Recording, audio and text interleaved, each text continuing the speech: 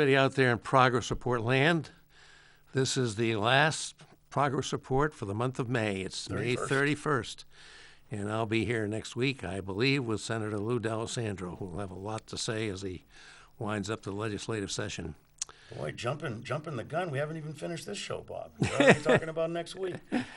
And I want to say, folks, that for the first time in a very long time, it's just Mike and I. We do not have a guest tonight. Oh, everybody turned off their TVs. I hope not, because we got some interesting stuff for you. And I can count on Mike to come up with something new and interesting, and he's done it tonight, and I'm going to let him get into that. But I'd like to just say, first of all, that we had hoped to have the Fisher Cats be our guests. We've had a baseball show many years, and many of the years we've been doing the show, we've had the Fisher Cats.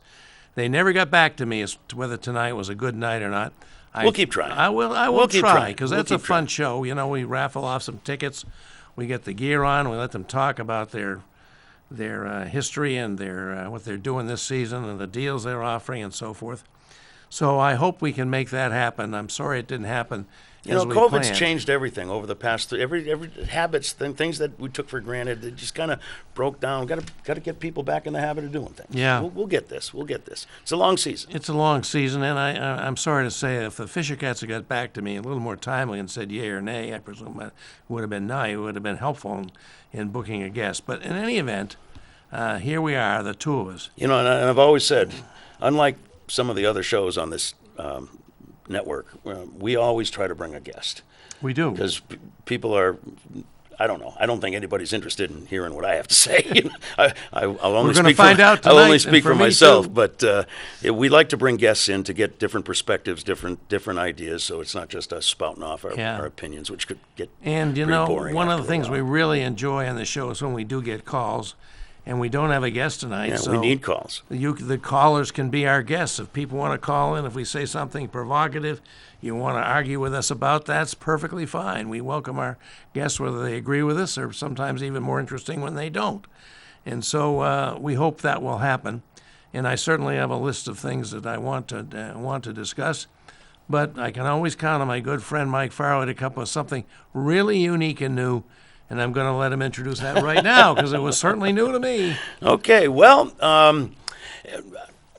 last year in the springtime, I discovered an interesting old Irish sport. Now, I've been, a Hibernian for many, many years. I've studied Irish mythology. I know a little bit about Irish history. I've really tried to pay attention to my Irish roots, but I had never heard of this thing before. Turns out it's an old sport that the Irish played. It's called Irish road bowling. And yes, it's exactly what it says. They take a cannonball, a metal cannonball. I should have brought some in. I didn't think we were going to talk about it on the show. I should have brought some in. Yeah, you should have. Because I've imported the first Irish road bowls, as they call them, into New Hampshire already. But I have just fallen in love with this game. Basically, the idea is you roll a cannonball as hard as you can down a road, and you compete with other people to see who can get it down to a finish line about 2 miles away in the fewest number of throws. Very basic. You know, it's like a combination of maybe bowling and golf. Golf, and the lower the score, the better. Yes, the lower the score, the better. Yeah. And these things get going. There's a lot of skill involved. You take a 10 to 15 yard running approach to the line to get all your gumption up, and you swing your arm in an underhanded softball motion and fire that cannonball. It weighs almost 2 pounds down the road. And an interesting thing, in Ireland, it's an open road. There is traffic, so you have to be careful when cars are coming. And the spectators watch the sport from in front of the bowler, so they have to get out of the way as the ball comes flying toward them. So there's an element of danger involved. Chariot racing will be next. It's a really very interesting old game. It's about 300 years old. There are many stories about where it came from. I've read one that I think is the true story, but my favorite story is the one where a bunch of Irish rebels came across a cache of British English cannonballs, and lacking a wagon to steal them with, they just rolled them down the road to their preferred location and were able to arm them themselves. These aren't big cannonballs like you'd see in, like in a park, like at Stark Park or anything. It's just a small thing, about the size of a tennis ball, weighs about 2 pounds, gets going. I've got a couple. I've thrown them in the park, but we haven't. Now, in some of the places where these balls are thrown, they're going to go downhill and really go, and some places are going to be a little uphill. Yep. And that's pretty hard to get them to go uphill. Curves around corners. There's some real technique involved. There are Irish heroes of road bowling. It dwindled quite a bit, and really only survived in the counties of Armagh in the north and County Cork in the south, which is where my mother's Kelleher family comes from. Another reason why I was intrigued by it. But they certainly, they're bringing it back. The Irish Athletic Association is bringing it back. They have a national board that governs it, and kids are playing it. It's a poor man's game. You don't need a soccer pitch. You don't need, fancy uniforms or anything like that. You just basically need a rock, and you throw it down the road. Sort of like people go snowshoeing at ski resorts. You don't have to buy a ticket. You can enjoy the game. And another nice thing about it is typically these road courses that the game is played on are within walking distance of 1 or 2 pubs. I see. It's part of Now it's it's a very beginning to come social. together. There's a social aspect to this as well. There is the athleticism about it if you're competing, but even just, the spectators wander down this 2-mile road as the game progresses. So even the spectators get a little bit of an afternoon in the sunshine. So. Well, here it is. This is the. We've started the New Hampshire Road Bowling Association. There it is. The Road Bowling Rules of Play 2023 edition, New Hampshire Road Bowling Association. And we have a which website. Was just incorporated by. Let's see, who was the principal incorporator here? Let's see. Where is it here? Oh, New Hampshire Road Bowling Council. Mike Farley, commissioner, right there. How about that? Well, you got to start somewhere, Bob. And we have an organization of maybe a half dozen people that are very enthusiastic. We're going to put this together. We have a website up. It's nhroadbowling.com. And we'd encourage people to go take a look. It's very rudimentary right now, but we'll be putting more information up. And if there's a button to click, and we'll email you information as we go. But as I say in the flyer, coming to a back road near you. We're maybe a rail this. trail. You've talked about using the rail trail. I think that might be a good place to start to see how this it's works out. It's going to be tough because the rail trails are pretty narrow. You can't have that. You can't have that cannonball divert very much, or you're going to be in the rough, so to speak. We'll have to figure it out. We're learning as we go. That's the other thing. None of us has any real experience with this. We're looking at what other people are doing. It's growing in the United States. There are little organizations starting in West Virginia, in Kansas, in Ohio. New York has some road bowling competitions. And down in Boston, of course, with its Irish population, there's kind of a natural. So they've been doing that in Massachusetts for a while. Yeah, but as far as I know, no one's done it in New Hampshire that we can find. So we're gonna bring this sport in, and we hope it. Getting insurance for this thing has been quite a challenge. I bet. With cannonballs going down roads, what could go wrong? Well, that's great. Well, Parks and Recreation supports this disc golf we have down in the south part of Manchester, which has always sounded intriguing. I guess it's quite popular. Who knows? Maybe Parks and Recreation will be willing to support this. We're willing to talk to anybody. New sport open to all kinds of participants. There are people in their 70s who play this game. We're going to keep it over 18 because the bowl is very heavy. We don't want to have kids hurting themselves, hurting their arms or anything like that. But in Ireland, they have smaller, lighter bowls for kids to play, so it's also a kid sport. But it can be played in teams. It can be played individually. Tell me a story about how you thought people should help find their cannonball, their small cannonball when it goes off course. That was pretty good. Well, it occurred to me that this cannonball is not going to stay on the road. It's going to go off into a ditch, or it could go into some water. Who knows? And we're going to have a way to find them because they're not cheap. And so I thought we'd have to buy like a metal detector or something, you know what I mean? But Yeah. those aren't cheap either. And I read an article where these guys I was talking about, these guys down in Boston, basically just taped a magnet to a golf club, and they use that to find their bowls when they go off the road. And so I think that's what we're going to do. I bought a magnet on Amazon. I thought that, the more powerful, the better. Yeah. So I bought this 300-pound magnet, and when I was testing it, it literally pulled the cannonball out of my hand, and the cannonball went flying into it and broke the magnet. So Yeah.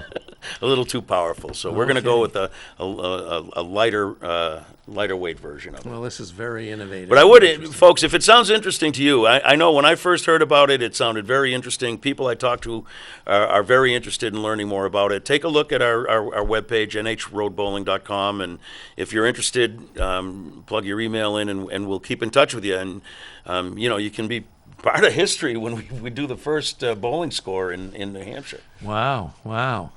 Well, that's excellent. I'm glad we got to introduce that here. Congratulations, Mike, on another very innovative Another thing. crazy idea. We'll see if Celebrating we can pull this off. your Irish heritage, which you certainly like to do. All right, folks, here we are. If anybody's got a reaction to that, as I say, we're really hoping we'll have callers today because we do not have a guest. But I put down a whole bunch of subjects that seemed to me timely and maybe worth discussing.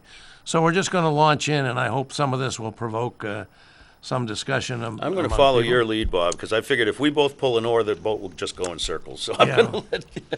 And a number of things have caught my attention recently that have happened here that I thought might be worth seeing if anybody out there has a reaction to. Recently, the state added a historic marker commemorating the contributions of a woman named Elizabeth Gurley Flynn. Now, Elizabeth Gurley Flynn, if you look up in Wikipedia, she was a woman of considerable accomplishment. She was a founder of the ACLU. She was an early labor leader. She ended up, however, joining the Communist Party. What do you mean, however? Also. Yeah. In addition to that, she joined the Communist Party. Whoa, Apparently, she that's a ended up dirty at word. the end of her life in no. Moscow, where I don't know what she asked for, but anyhow, she had her funeral in Moscow. And in any event, because of her significant contribution to the history of the labor movement, the civil rights movement, they decided she deserved a historic marker, which they put up in Concord. And then somebody discovered that she had indeed been an avowed communist. Now, this was before, I think, well, it wasn't before anything. It was bad. But, during the crisis of the Great Depression, a lot of people turned to communism as a possible alternative. And before. And But Karl Marx after was the horrors of Stalin, most 19th people century. gave it up and didn't do it. But in any event, this was in the city of Concord, and somebody noticed it and got upset and said, "We want that taken down." And then the city said, "Well, we didn't put this up, and it's on state property." And it turned out it was on state property. So it got to be a state issue. And I thought, well, this is going to be one of those typical things. The politicians will vent about it. They'll have a saying about what a terrible thing it is, and nothing will happen. Well, they took it down. They took it down. I wonder if I could buy that and put it up on my house. No, I mean, this is a very important historical figure. History should kind of be judged on its own basis. Yeah. People who are significant people. I'm wandering into an area that can get difficult. Yeah. But let's put it in my opinion, her transgressions or her perceived transgressions were far outweighed by the benefits of the work that she did. And she for the was a labor historic figure, born in Concord, New Hampshire, and lived here much of her life. She is a historic figure, not without some blemishes, true. Name one who isn't. Name one who isn't. These are the Exactly same right. people that Yeah. complain when you take down a Robert E. Lee statue or when you complain about George Washington owning slaves. Yeah. These are the same people. Yeah. And I just, to me, whenever you're dealing with memorializing a human being, you're dealing with a human being. And That's they right. come with warts and all. There is no perfect person, despite what somebody might tell you. But when you're dealing with historic people who are, this was a great person, relatively unknown. And it was a very good thing. Hey, Bob, you going to join us for the show, or are you going to do your emails? Turn that off. I put on my email the topics I want to discuss. Oh. And I'm looking them up because my handwriting is so bad I can't read my own handwriting. But I'll try and do it, folks. Anyway, if you've got thoughts on whether it was correct for the Executive Council to vote that the state take down the historic markers commemorating the life and contributions of Elizabeth Gurley Flynn, I'd like to know about it. I'm going to ask you this, Bob. Did by doing what they did they erase her actions? Did they unring the bell of the history she made? No. No. They did nothing. Yeah. They showed an effort to silence an idea. Yep. Yep. So that's one thing I was kind of interested that happened, and I must say I disagree with the decision to take it down because she did have a historic significance in the state of New Hampshire. Now, there's been a lot of other things happening that we may want to talk about here today because an awful lot has happened. One of the things that's going to happen tonight in Congress, and I'm sure everybody that's had any attention to the news is aware of this, is they're about to vote on the deal brokered between President Biden and Speaker McCarthy to avoid the default, reach the debt ceiling limit in a mere 5 days. How have you been feeling about that? As we've been going up to it, how have you been feeling about that? I've been feeling worried that something would not happen, and for the first time in the history of the United States, we would default on our debts. I was irritated Secretary of the Treasury would be rolling over in his grave many, many times if he thought this would ever come to the United States. I'm talking about our great Alexander Hamilton. You can see in the $5 bill every day you're using cash. That's Lincoln. Hamilton's on the 10, Bob. That's right. Oh, dear. You got me, Mike. That's why we have guests, because, we only have so many words, and some of them are going to get balled up. But, in any event, Biden and McCarthy came together, and Mike brought in a very good video from last night's The Last Word with Lawrence O'Donnell, which I think maybe, Brendan, you'd like to play now. Before we play that, I want to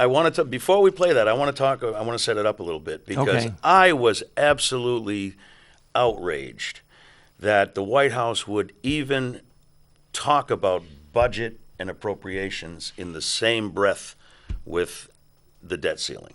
And that's why I was asking, how did you feel about it? Well, and when they said that, I said, yeah, I think that's a principled stand. I don't think it's workable. But as you will hear from this video that you collected for us, Mike, Lawrence O'Donnell has a really good analysis of this. You're not letting me set this up. Okay, we'll go to the video. Why it was a brilliant stroke on the part of President Biden to do this. Because he said for days and days, I'm not going to negotiate over budget with the need to increase the debt ceiling so we don't default for the first time in history. He said it over and over again. And then, of course, he ended up negotiating, and this is what a weakness, huh? What a weakness! Maybe it wasn't. We'll look at this video. Let's take a look at the video and see what you think. Here's what I came up with this morning when I assigned myself the task of thinking through the debt ceiling situation on the assumption that Joe Biden and Steve Ricchetti, who is the president's most experienced negotiator on the debt ceiling, know exactly what they're doing, and they're doing it for good reason. So with that as my guide, I noticed that Joe Biden insisted for months that he was not going to negotiate on the debt ceiling, but he would be willing to engage in the normal budget negotiations with Congress that he has to participate in every year. Now Joe Biden is engaged in a negotiation over the debt ceiling and the budget at the same time. And Kevin McCarthy is calling that a victory. Just the negotiation he's calling a victory. Jake Sherman reports on what Speaker Kevin McCarthy told Republican members of Congress this morning behind closed doors. He said, I need you to all hang with me on the debt limit. That is the most important thing he said. He desperately needs the Republicans to support him on the debt limit, and Kevin McCarthy knows that close to half of the Republicans in that room are functionally crazy when it comes to governing. So he has to speak to them very, very carefully. And he said, we are nowhere near a deal yet. And that's what they always say until it's an hour before the deal. Then he said, I've told the president three things. First, no clean debt limit. Well, we already knew that. That's why there's a negotiation. And there's Kevin McCarthy this morning trying to get credit from the crazies in his party that he told President Biden no clean debt limit. And he told the president no raising taxes. We already know that too. We've known that all year. So those first two of the three things Kevin McCarthy said mean absolutely nothing.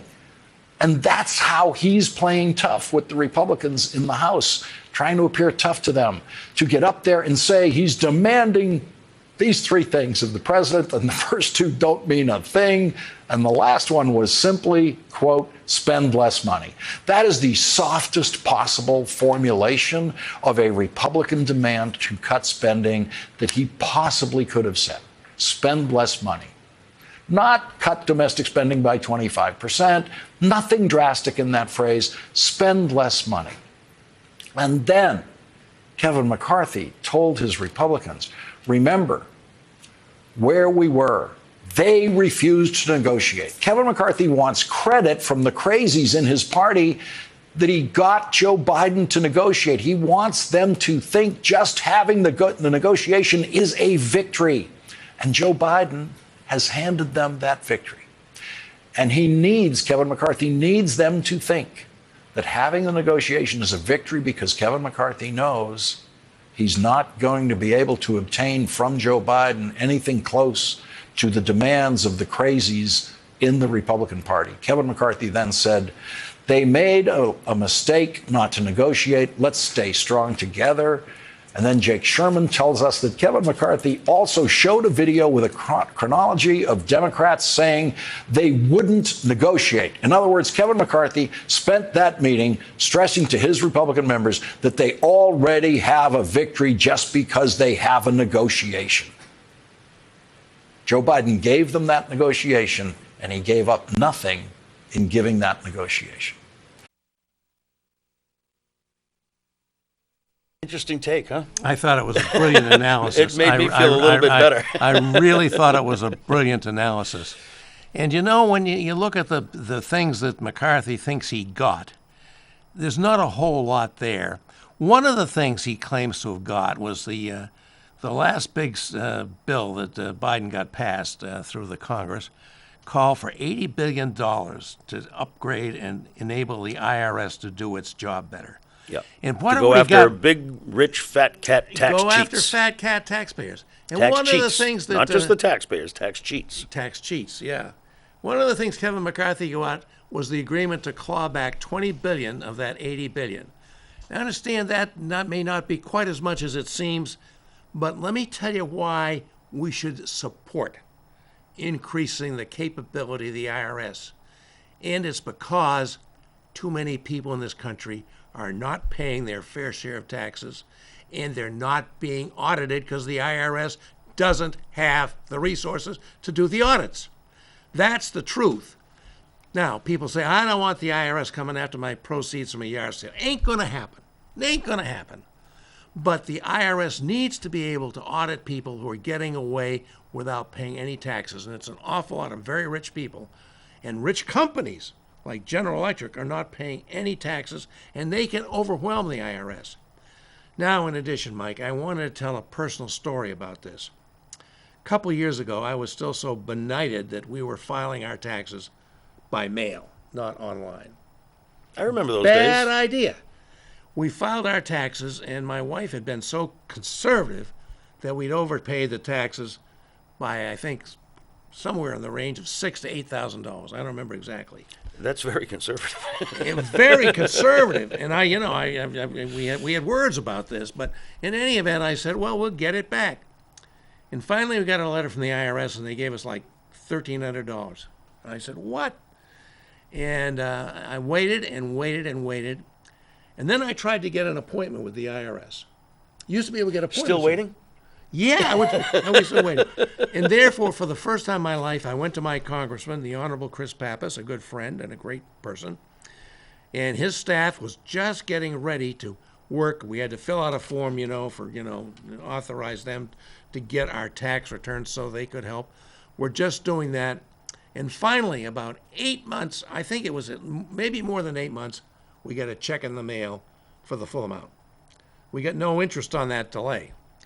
And that's because the IRS is so understaffed they could not process our return in a timely fashion. The IRS needs this money to help taxpayers, not to, bedevil taxpayers unless you're not paying your taxes properly. Then they should be able to bedevil you. So that's my story on that, and I think we learned a lot from that. I said, boy, the IRS needs help. And by the way, folks, when you people think the IRS is a dirty word, it's a dirty three-letter word, remember, all the IRS is doing is the task that Congress asked them to do.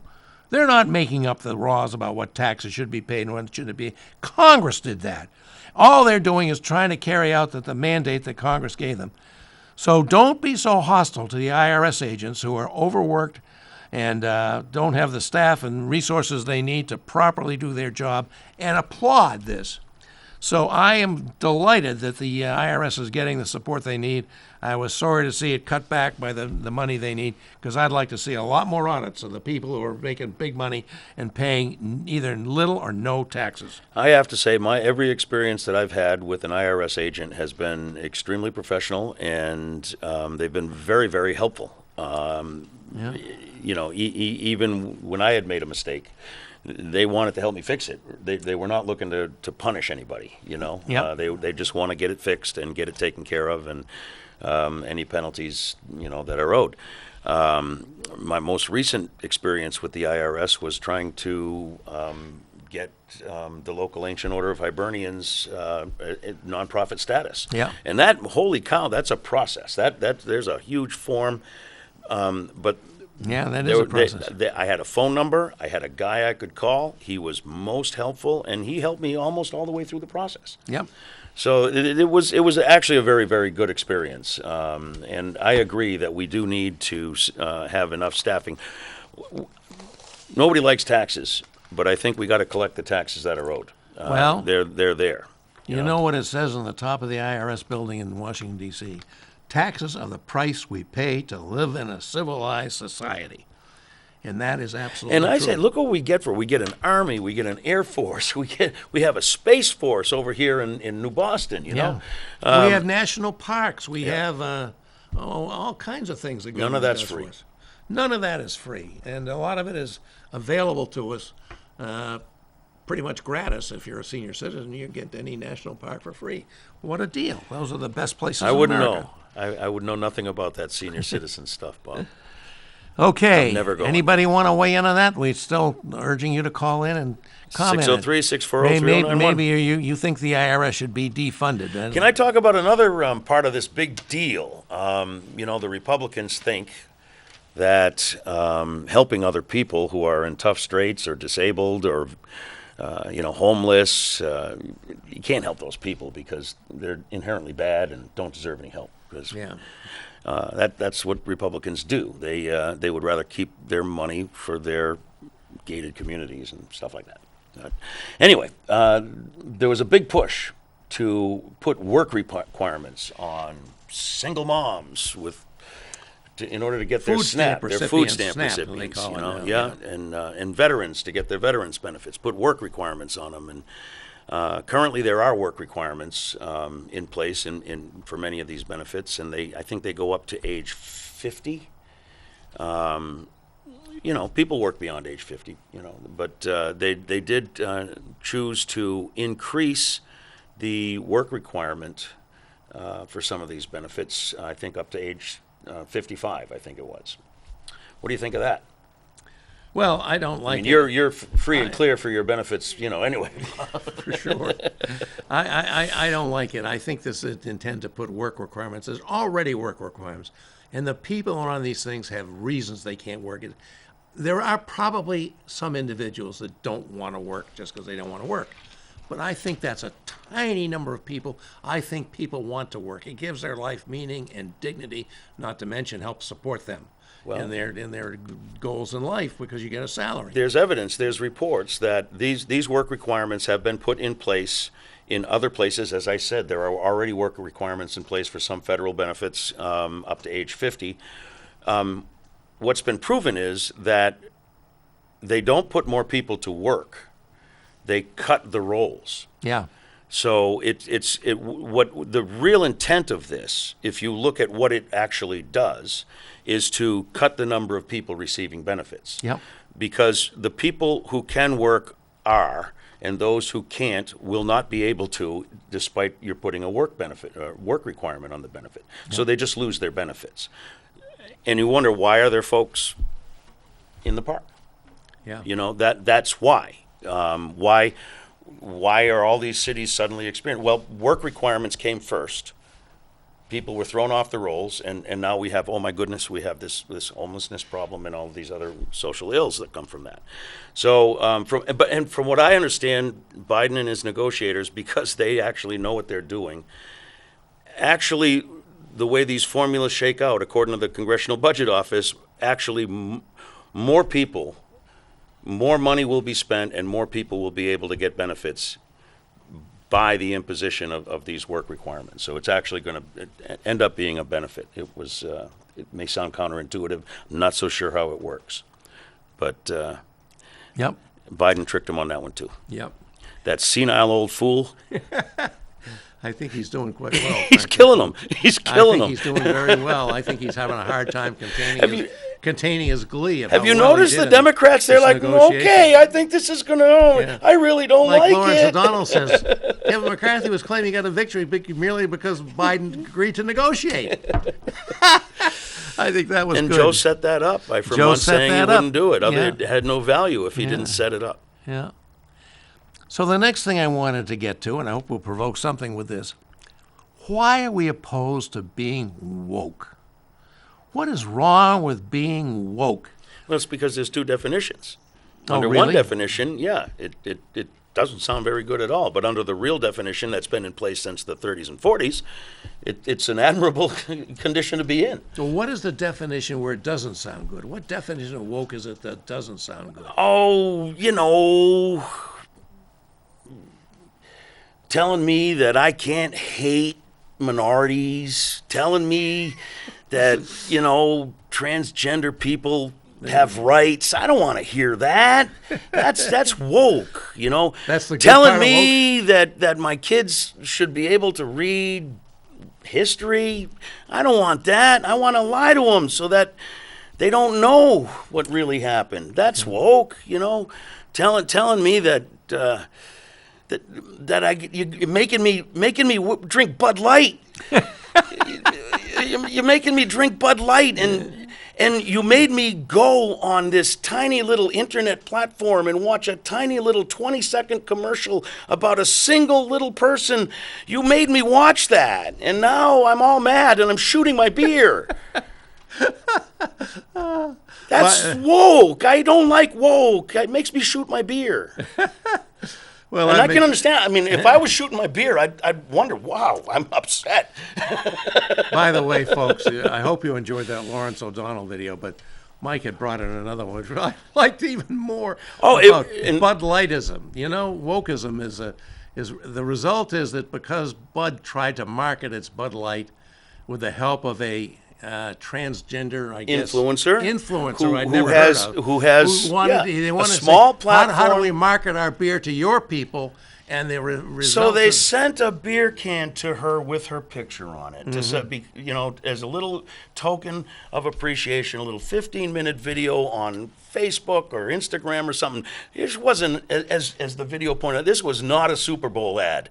You had to go find this thing, Randy, as he put. You had to go find this thing, and why are you looking there, Randy? And by the way, Bud Light. It's a girl drink anyway. I mean, seriously? Come on. It's the worst beer in the world. Shoot it all you want. And they think they're hurting Anheuser-Busch. Anheuser-Busch is sitting back with their King of Beers crown on their head saying, we'll sell you some other beer. We don't care. I'm not so sure about that. Oh, please. Bud Light sales have plummeted as a result. So what? Anheuser-Busch owns 50 different beverages. So what? And they're not even an American company. They're owned by a Belgian company. So what?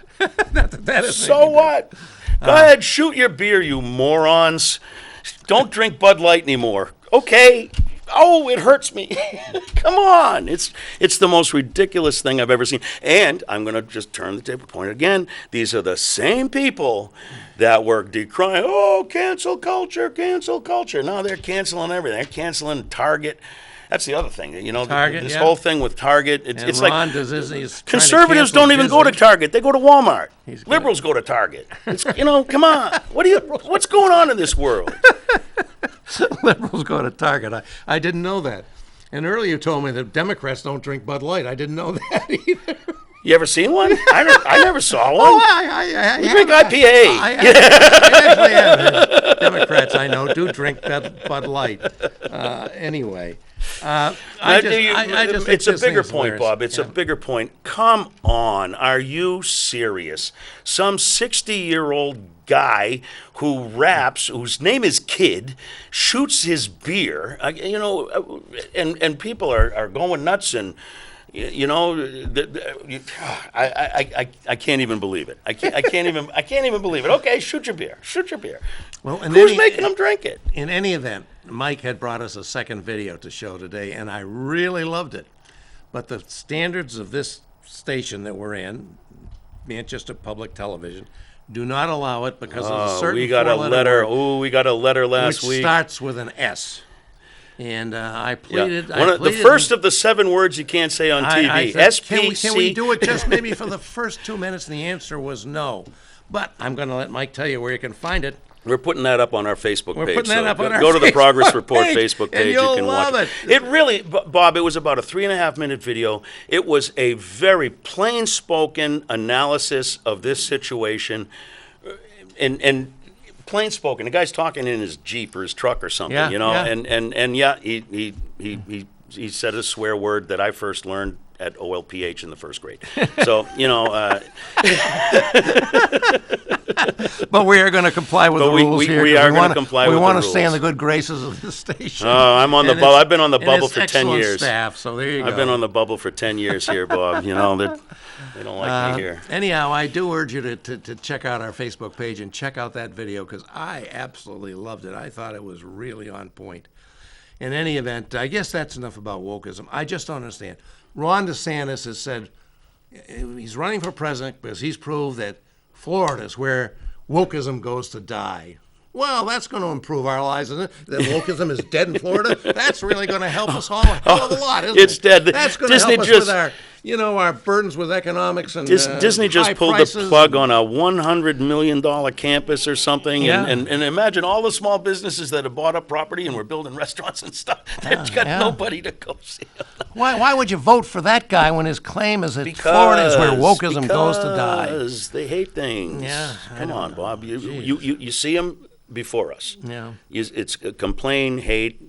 Tell people what the Democrats are going to do. Well, they've never done, but Can we get somebody to call in and tell us they want to defend the war on wokeism and why they want to do that? That would be really nice. Well, anyhow, we move ahead. This is kind of fun, just spouting off for an hour. I don't. You're rolling tonight, Mike. I think that's really good. And tomorrow and next week, Tuesday. To your dear alma mater, St. Anselm College, comes a guy named I'm almost embarrassed to say Chris that now. Christie to announce his campaign for president in New Hampshire. Well, we like that. We like when the candidates he came in 6th, right, last time in New Hampshire? I think it was 5th. But 5th or 6th. And he's back. In the running. But one of the interesting things about Chris Christie that I just have to mention because I don't understand it, we have all these candidates announcing. We have Nikki Haley. We have Tim Scott, both from South Carolina. And we're about to have Pence announce. We have a guy named Asa Hutchinson, former governor of Arkansas. Who have I left out? We haven't got to the Democrats yet. And Bakram Ramaswamy. The billionaire from Farm. And there's some guy that's doing like a sitcom run for president. He's putting it on I don't know, putting it up on YouTube. Is Pat Paulson back? No, but it's like that. I got to find out. Next time I'm on next time we come on, I'll have more info on that. Yeah, he's broadcasting his campaign as like a comedic sitcom. But what interests me about this Republican field, and everyone that enters, Trump is just cheering for, because the more that enter, the better he has. We've seen this before, haven't coming we? through without needing to get a majority. The more the vote gets split up between his opponents, the better he is as a leading Republican contender for the nomination. And, but it's going to be interesting. What I don't understand, I just don't understand, I can't remember when they mentioned this before, almost none of these people, when they announce, are willing to criticize Trump. Tim Scott said in an interview I saw after he announced that, I can talk about Trump or I can talk about my positivism. I want to talk about my positive. Why won't they criticize Trump? Christie will. Christie already has. And Christie will. He will. So watch that one. Hey, we got a call. We do. We have a call. Hey, caller, we're happy to welcome you. What you got? The program's not on television. What? It's stuck on that paper grenade still. Oh. So the whole show hasn't been on yet. Oh, well. What? Thanks. We'll work on it. What? All right. Thank you. Oh, my God. We've been going all this without being on TV? Well, maybe we're taped. We'll put it up on YouTube. What's he say? We're recording. We'll put it up. But we're not going out on the cable right now? So, due to technical difficulties, we may or may not be seen, which would explain why we haven't been getting any phone calls. Well, But thank we're you very for that glad caller. At least he told us we have a problem. We're not aware of our technical problems unless somebody calls in. Last week, somebody called, it happened to be my wife, to say the volume was too low. That got taken care of. There's Carol again. Oh, my God, she is. Hi. Hi. There's something wrong with the video on channel 23. I'm taking care of it. Yeah. Our director, Brendan, says he's taking care of it. We just got a call on it. But Look at this. Gotta love Thank live you. TV, folks. Gotta love live TV. All right.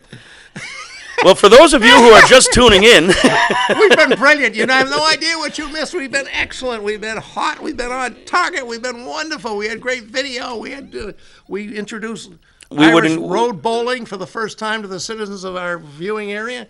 And we would encourage folks to try to catch us on a rerun or go to YouTube and we'll put it up on YouTube. We do still have reruns, and we will be up on YouTube in a couple of days. I don't think this has ever happened to us before. How do we get this far in the show without knowing we weren't on TV? I have really no problem with it, Bob. Things like this go wrong for me all the time. You just got to be kind of flexible, light on your feet, ready to roll with the punches. But so thanks for joining us, folks. If you've been watching a blank TV screen wondering what the heck happened, you may notice that it's just me and Bob chatting here. It's because we were unable to book a guest for a variety of reasons, but we have been having a lot of fun. You have missed a lot of good stuff, so we'll try to keep it going for the next 15 minutes of the show. But what's your next topic up, Bob? Never mind the old ones. We'll talk about them later. I'm tempted to go back to the old ones. No. I was going in to talk about the Republican field of candidates. Yes. Presumably are running because they think they should be the nominee and not Donald Trump, and asking, why aren't they attacking Trump if that's the case? Why aren't they coming down with this guy? Because there is no Republican Party. Yeah. They do not have the votes within the Republican Party. Trump is the Republican Party. The Republicans are Trump. We've seen this in history before.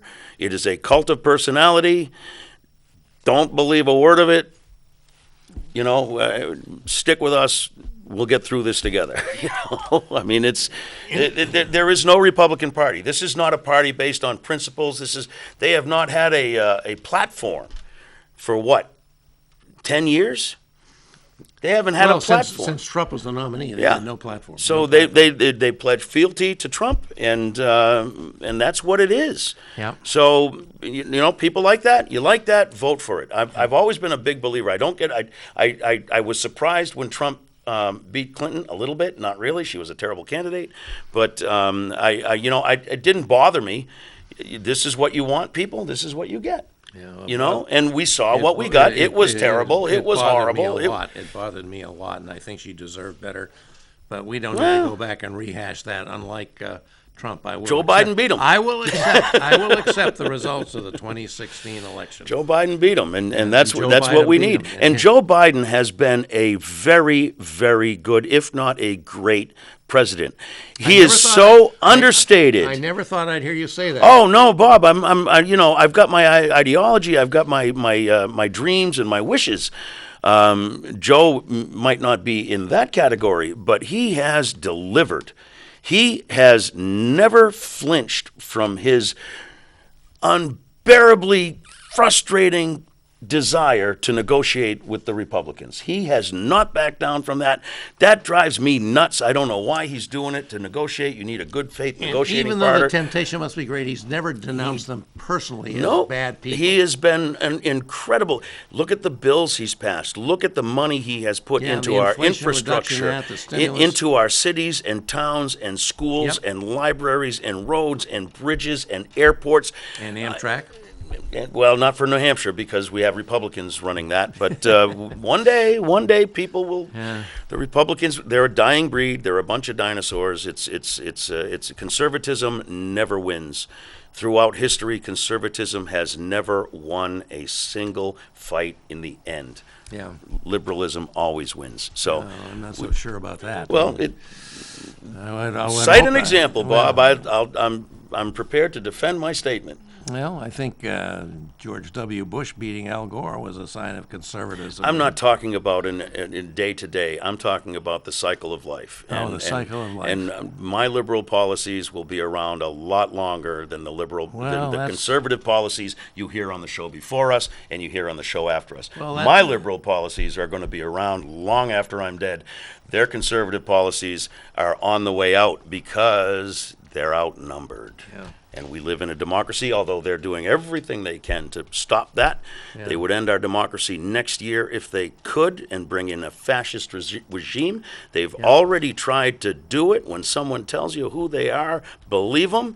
I'm going to say it again. A leader without followers is just a guy taking a walk. Don't follow that guy. Yeah, and a lot of people in this country are prepared to follow that guy. I know. I know. It remains to me an amazing thing that I still cannot explain after all the ink that's been spilled, all the analysis and the talking heads, how Trump has this hold on the Republican Party. We've had two great parties in this country. It was a since- decrepit old party to begin with. He was a Democrat. He saw that weak old chicken party and he ate it for dinner. This all was a vanity project because Obama embarrassed him at the press corps dinner, what, I do think that's 13, true. 12, 13 I think years that's ago. true. I mean, Obama made fun of him. this is a vanity project of some rich guy who's not as rich as he thinks, should be behind bars, probably will be behind bars. But he's a leader because he's got followers, and the people you see on this channel will follow him, put his name on their political signs. Go ahead. I love America. I'm not going to do that. Yeah. Well, one other thing I kind of wanted to talk about a little bit, which we haven't talked about before, we're talking about the Republican field, and Governor Christie's coming here on Tuesday to announce. Governor Sununu may enter. Governor Sununu. I remember some other Republican governors that made noises about maybe seeking the presidency, but Governor Sununu's made it seem quite real. He's getting himself on a lot of national TV shows. Wouldn't that be hilarious? Sunday talk shows and. They say that Ron DeSantis isn't ready for national prime time. Can you imagine when Chris Sununu gets out there? Well, the thing that I don't understand about Chris Sununu, he has been trenchant in his great. criticism of Trump, and yet he says if Trump's the nominee, he'll vote for him. Yep. How can you square that? And he's supposed to be a governor that's got a different take, and he goes to address the NRA convention as one mass murder follows another in our gun-crazed culture. Bankrupt party. I don't know. Bankrupt policies. I don't know. Bankrupt. I'm not bankrupt. sure Chris Sununu can be written out. He has a little bit of the old Reagan magic of the aw shucks. I'm just a nice. And look where that got us. Ron Reagan it has a long pointy tail and horns in my book, man. Yeah. That guy, he led to. That's what got us this. Yeah, Ron Reagan is what got us this, with his lying about people, his beating on the poor and the weak, Yep. calling them welfare queens and his racism, his racist dog whistles. He was a despicable human being, Ron Reagan. In declaring in his first inaugural address that government is not the solution to our problem, government is the problem, as he's about to take control of the United States government. That's his message. The logical extension of that is Trump in the White House, thinking things, or I don't even know if he can think. I don't know. Yeah. He says he thinks. I don't know. Yeah. So it's a mystery to me, folks, and I don't know if somebody's got something can help me explain. All of this I've read about how so many people in the Republican Party can support Trump. He has a fraudulent foundation. He can never again have a foundation. He has a fraudulent university. The pardons he's given to people who are duly convicted, not by partisan Democrats, by jurymen and women of his peers, like Steve Bannon and Paul Manafort, Bob, his campaign manager. Bob, How can these people, these voters like that. They like it. They want that. They feel that, it's too hard to live life being considerate of others, realizing that other people have rights just like you do. That's hard. Yeah. That complicates things. I'd like to be able to just bust through whatever I want, scream and yell in a donut shop, pull road rage, pull out my gun and shoot up a kid's birthday party. I want to be able to do that. But That's the life I I want. thought the American people were better than that. And I You were mean wrong. just the majority, which I think is better than that. You were wrong. But this significant minority, I just thought we were better than that. Nope. I guess. never for a minute, which is why I've been so frustrated with the Democratic Party not playing hardball. Yeah. I work hard. They're not all I want them to be. Yeah. I compromise to put my effort into trying to get Democrats elected. I compromise what I would like to see in the world by voting for Democrats. I even voted for Hillary Clinton. That was not easy to do. It was easy. That for was me. not easy to do, but I did it because they're the closest thing to the ideal that I think we should be striving to uphold. Yeah. You guys can agree with me, disagree with me. I really don't care. Yeah. But my point is, I work really hard. Every election I try to help get Democrats elected, and then they go to Concord or Washington, and they, hold out their hands to people that would chop their head off in a heartbeat. Get out your axe. They're not willing to talk with us. They want us dead. They want to own the libs. They don't like our children. They don't want our children to be properly educated. They don't want our children to live whatever life they want. They want our children to live one type of life. Yeah. And I'm telling you, I get very frustrated with the Democratic Party because they don't play hardball. Although Joe Biden really, really won hard, and that made me really, really happy. And that was even before. And that was why that analysis by Lawrence O'Donnell was so good. Even before He's I saw creature of that, the though. Congress, that guy, and he had a brilliant analysis there. I'm so glad you brought that But in. even before I saw that, though, Bob, I could see that what we gave away, in fact, was hardly anything of substance. 20 million as opposed to 40 that was kept. It was. Yep. Well, folks, we're winding down, and I'm sorry this didn't get going promptly as we intended. We're not gonna repeat what we did. You can watch it on YouTube, and I hope you will. But Mike led off with a very interesting thing. I just want to make sure you know about it. The introduction of something called Irish road bowling to New Hampshire. A brand new sport that he's championing, and you can read about that. Where you get that? NHroadbowling.com. Yeah, so that was an interesting thing, and we'll be interested to see how that goes forth. It sounded really like a neat new thing to try in New Hampshire. And let's see, we talked about wokeism. We've talked about the field of Republican candidates. Maybe we just can quickly just make a couple of comments on the windup of things in Concord, because it's coming to an end. The budget is almost there.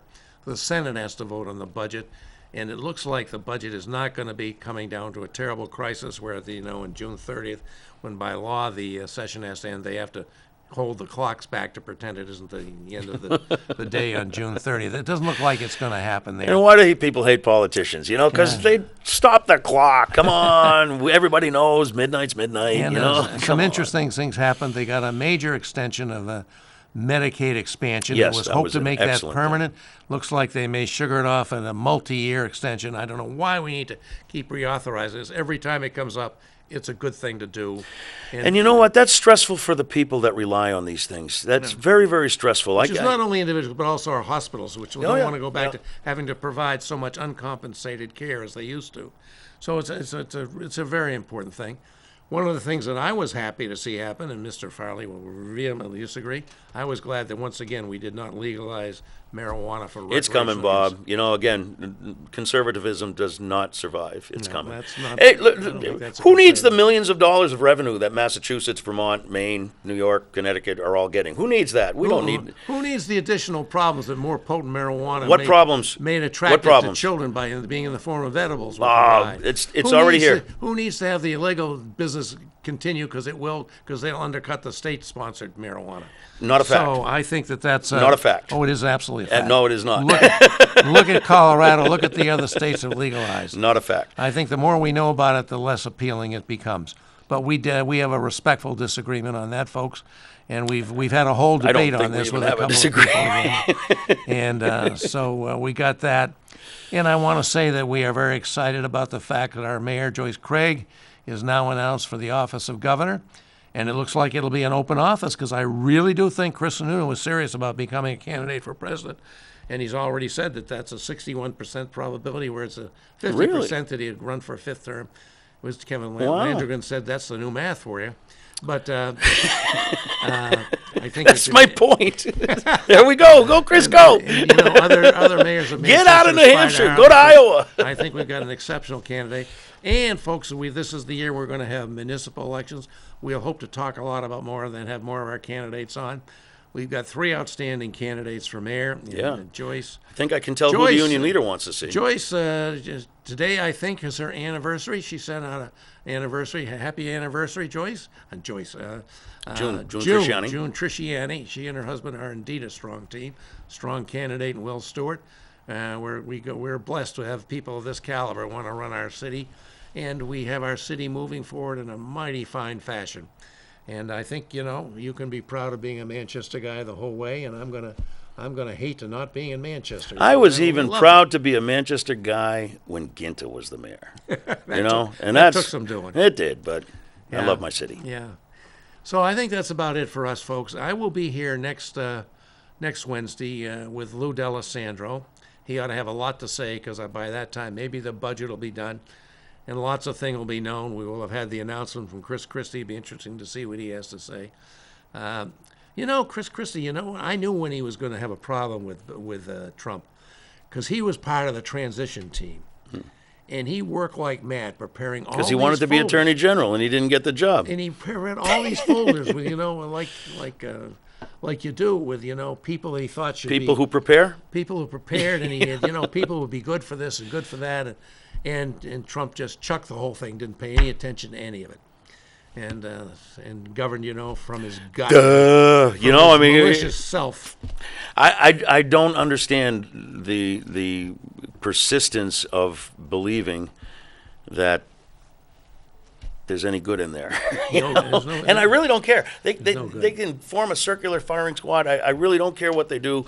They're becoming increasingly irrelevant. The world is outgrowing that stuff. Yeah. The world is outgrowing that stuff. Yeah. Speaking of the world, I was absolutely astounded that this guy, the Erdogan? autocrat, yes, in Turkey, Yeah. who's been there for 15 years, and here is Turkey with inflation skyrocketing. The economy is terrible. The response to the earthquake that devastated northern Syria and southwest Turkey was terrible because the buildings had been built that were not properly inspected because of bribes. All of that, and he gets reelected. Now that scares me about folks. Trump's prospects of getting back in this country. I throw up my It really hands. does. It really does. I don't get it. And the Republican Party is enthralled to people like Erdogan and this guy, the autocrat of Hungary, Orban. They invite him to their events and make him a featured speaker. I just don't get it, folks. We have a democracy. As Ben Franklin said, Only "What if have we you can given keep us? it. A republic if you can keep it." I'm not sure we can keep it, but we got to keep working at it. It's the only thing to do. Save democracy in this country. It's in peril, and we got to all get to it and make sure we get out and participate. And that means vote, and I hope more than vote. Folks, thank you. It's been a pleasure to be with you, and we'll be back with Mr. Farley a week after next, and we will have a guest at that time, I'm quite sure. Thanks for Take watching, care. folks. See you next week. Yep.